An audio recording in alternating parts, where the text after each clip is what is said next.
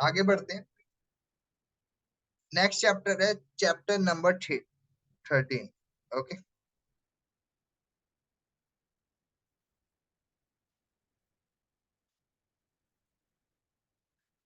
एक अनुकरणीय और बहुस्तरीय व्यवसाय। नेटवर्क मार्केटिंग के बारे में एक अति महत्वपूर्ण सच्चाई बताई जा रही है जिसको जिसको आपको हैरानी हो सकती है। व्यवसाय उन लोगों के लिए नहीं है जो बेचने में बहुत प्रतिभाशाली हो। मैंने कुछ अध्याय पहले वादा किया था कि जॉन इसके बारे में ज्यादा बातें बताएंगे। अब वो समय आ चुका है जॉन के बारे में। अच्छा, यहाँ पे एक चीज समझते हैं, जॉन की क्यों जिक्र की जा रही है। बिकॉज रॉबर्ट कियोसाकी ने जिंदगी भर कभी नेटवर्क मार्केटिंग की नहीं है, इसके लिए उन्होंने जॉन को आगे करा है। और यहाँ पे समझने वाली बात क्या है कि जॉन को इसकी समझ भी है। अब यहाँ पे अब रॉबर्ट और जॉन की कन्वर्सेशन को सुनते हैं, क्या बात हो रही है इन दोनों के बीच में। रॉबर्ट कहते हैं कि जॉन, क्या मेरी ये इस बात से आप सहमत हैं? जरूरी नहीं है। यहाँ पे उन्होंने सेल्स पीपुल नेटवर्क मार्केटिंग में सबसे ज्यादा सफल हो पाए। यहाँ पे जॉन कहते हैं कि इससे ना सिर्फ मैं पूरी तरह से सहमत हूँ, बल्कि वास्तव में तो यहाँ तक कहूंगा कि एक तरह से इसका विपरीत सच है। नेटवर्क मार्केटिंग में सफल होने के लिए किसी दाइसी सेल्समैन की अक्सर पहली चीज ये करनी होती है कि वो बेचने के बारे में हर वो मूल्य भूल जाए कि वो उसको हर चीजों को बेचना है। मैंने जितने भी बेहद सफल नेटवर्क मार्केटर्स को देखा है, वो कई कोच, माँ, पादरी या शिक्षक हैं। ठीक है। जो उन्हें कहानियां सुनाने और दूसरों की मदद करने में मजा आता है। अच्छा, यहाँ पे जब रॉबर्ट ने कहा कि एक सफल इंसान को सेल्समैन होना पड़ता है नेटवर्क मार्केटिंग में, तो यहाँ पे जॉन ने एक सिंपल भाषा में क्या कहा कि मैंने बहुत सारे कोच, पादरी लोगों को देखा है जिनके अंदर दो चीज बहुत अच्छी है, वो कहानियां अच्छी सुनाते हैं और उनके अंदर मदद करने की एक वो रहती है। राइट। यहाँ पे व्यक्तिगत कहानियां सुनाने के बारे में है। ये इस व्यवसाय में अपने द्वारा लाए लोगों को सफलता की परवाह कराना भी है। ठीक है। रोबोट का नेक्स्ट सवाल आ जाता है। रोबोट कहते हैं कि कई बार जब मैं कहता हूं कि ये व्यवसाय बिक्री के बारे में नहीं है, तो मुझे संदेहवादी प्रतिक्रिया मिलती है। लेकिन क्या आप जरूरत से ज्यादा गहराई से नहीं जा सक रहे हैं? मेरा मतलब है, चाहे आप इसे बेचना कहे ले या फिर इसको जानकारी आदान प्रदान करना कहें। ठीक है। काफी हद तक जो है ये सब जाल नहीं है। यहाँ पे उनका एक और सवाल बेसिक क्या आ रहा है कि अगर आप ये बोलते हैं कि यहाँ पे प्रोडक्ट के बारे में कोई बात ही नहीं हो रही, तो कुछ लोग शॉक हो जाते हैं। जॉन कहते हैं कि नहीं, शब्द जाल नहीं, ये जरूरत है। वेलकम ज्योति जी, कैसे हैं आप?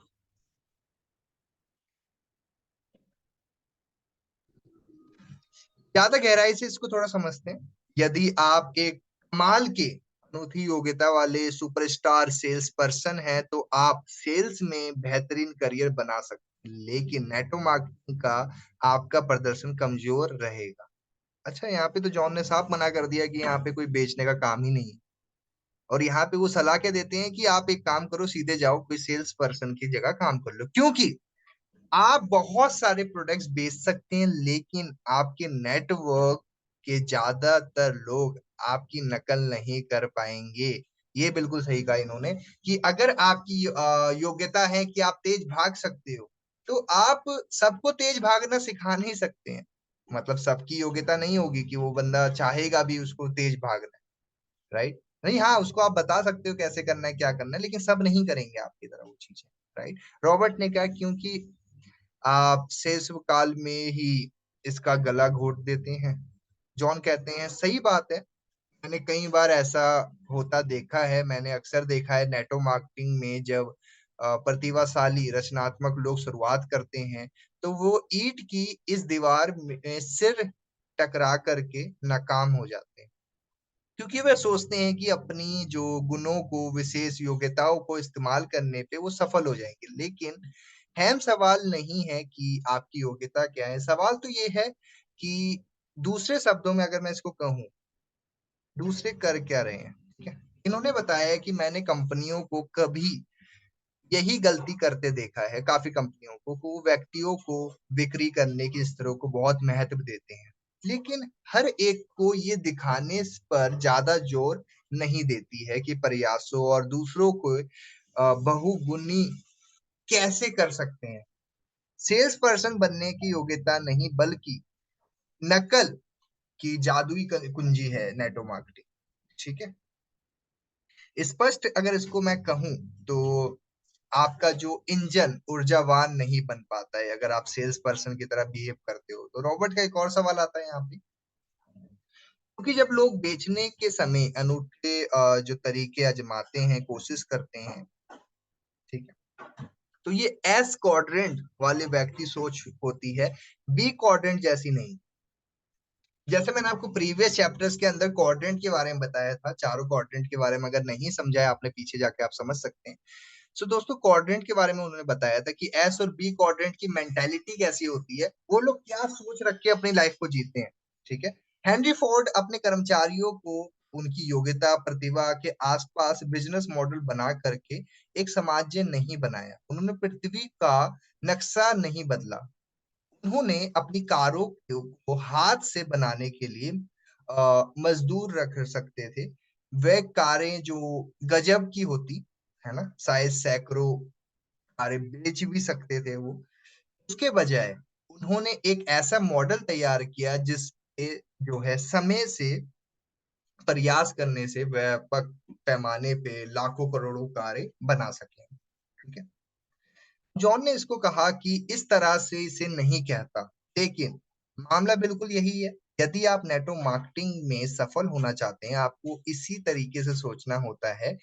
एक बार फिर आपके नेटवर्क मार्केटिंग व्यवसाय को असली शक्ति इस बात से नहीं मिलती है कि आप क्या कर सकते हैं, बल्कि इस बात से मिलती है कि आप कितना जो है कर सकते हैं या फिर डुप्लीकेट कर सकते हैं चीजों को। यहाँ पे उन्होंने बहुत साफ चीज क्या कहा कि यहाँ पे ये नहीं देखा जाता कि आपके अंदर क्या खूबी है, बल्कि ये देखा जाता है कि आप किस तरीके से चीजों की नकल कर सकते हैं। ठीक है, अब यहाँ पे एक और बात आती है, नकल के लिए अकल चाहिए। तो दोस्तों, काफी बारी होता है कि हम बहुत बारी वो चीजें नहीं कर पाते। ठीक है, आप अपना व्यवसाय ऐसा बनाना चाहते हैं जिसकी लगभग हर व्यक्ति तत्काल नकल कर सके, क्योंकि आप जो करते हैं आपकी दूसरों की भी आपको ही देख के उसकी नकल करते हैं। ठीक है, असीमित बहुस्तरीय के रूप में सूचना के औजार। ठीक है, जॉन ने कहा कि डुप्लीकेशन का रहस्य एक और तरीका ये है कि आपके व्यवसाय की शक्ति इसकी बहुस्तरीय में है। ठीक है, उद्यमियों के मामले में ये अक्सर सफलता या असफलता का सहम मुद्दा होता है। संसार में ऐसे कई संभावित उद्यमी भरे पड़े हुए हैं जिनका व्यवसाय खड़ा तो किया उन्होंने, लेकिन इतने छोटे पैमाने पर चले जो कि ज्यादा लंबा नहीं टिकता है।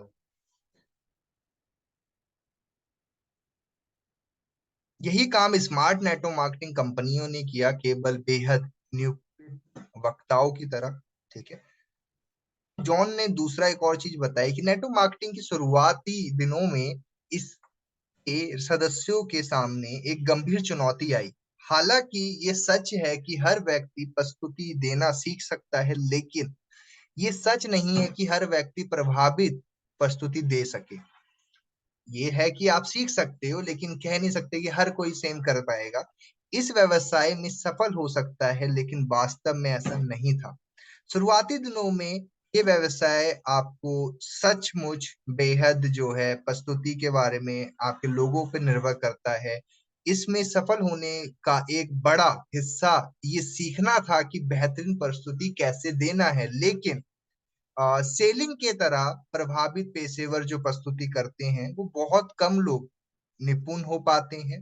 ठीक है, अब रॉबर्ट कहते हैं कि यही जो है साधन तस्वीर में आते हैं। जॉन सही है, बरसों पहले लोगों ने जो है सेल्स बुक्स में जरिए कोशिश की, काफी हद तक कामयाब भी हुए।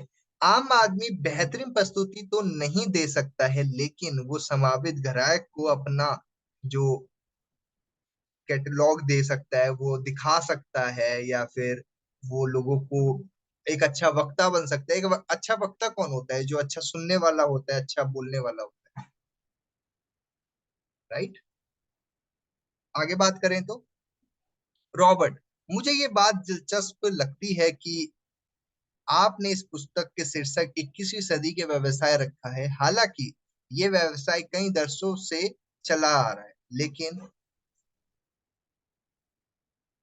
इसका एक कारण वो है कि संदर्भ में हम बात कर रहे हैं। आज जब आप अपनी खुद की नेटवर्क मार्केटिंग व्यवसाय शुरू करते हैं तो आपको कहीं कुशल सार्वजनिक वक्ता होने की जरूरत नहीं है, लेकिन आपको कोशिश करना है कि आपको नुकसान पहुंचा सकती है, या फिर छोटी छोटी चीजें होती हैं जहाँ पे आप अपने आप को देखते हैं। इसलिए आप खुद को विशेषज्ञ वक्ता बनने में और बिजनेस टूल्स का इस्तेमाल करते हैं, तो कंपनी की प्रस्तुति के लिए दिए जाते हैं आपको। ओके।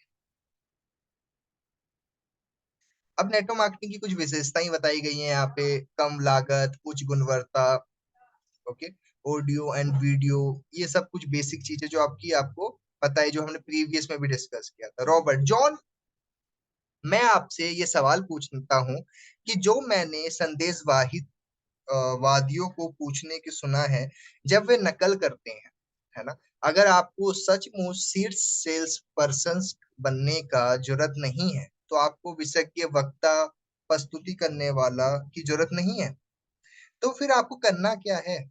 क्योंकि यहाँ पे जॉन ने तो हर चीज के लिए मना कर दिया है, तो यहाँ पे जॉन ने कहा कि आपके नेटवर्क के कारण, इसलिए इसे नेटवर्क मार्केटिंग कहा जाता है और इसलिए कंपनी को आपकी जरूरत है। इसलिए नेटवर्क मार्केटिंग के रूप में आपका काम ये होता है कि आप लोगों को से संपर्क करें, उन्हें उन प्रोडक्ट्स का अनुभव करने दें या फिर उनको आमंत्रित करें और अपनी रोमांचक चीजें बताएं, ठीक है, और उसको दोबारा संपर्क करें या दोबारा उसमें बात करें। जब वे इस व्यवसाय में आपके साथ जुड़ेंगे, फैसला कर लेंगे कि वो उत्साहित हो जाएंगे, तो उन्हें अनुभव मिलेगा, है ना, और आपने जो सीखा है वो सीखने में उनकी मदद करें। बहुत सारे बोझ को अपने कंधों से हटा देते हैं। आपको काम संबंध बनाना है, बातचीत करना है और जो है उनको जान पहचान बढ़ाना है, ठीक है। तो इस व्यवसाय के कुछ हिस्से यहाँ पे एक बेसिक कार्टून से बताए, आमंत्रित करें, प्रस्तुति दिखाएं, दोबारा संपर्क करें और प्रशिक्षित करें। ओके, तो यहाँ पे बेसिक प्रिंसिपल यहाँ पे उन्होंने क्लियर कर दिया। आमंत्रित करें, उनको बताएं, इससे उनको ये बेसिक चीजें समझ में आते हैं। लाखों करोड़ों जो पड़ोसियों को के लिए खुला हुआ है, ठीक है। तो दोस्तों, हमने अभी तक की एक बेसिक चीज के बारे में जानकारी प्राप्त करी कि नेटवर्क मार्केटिंग के अंदर किस तरह का रवैया होना चाहिए। आप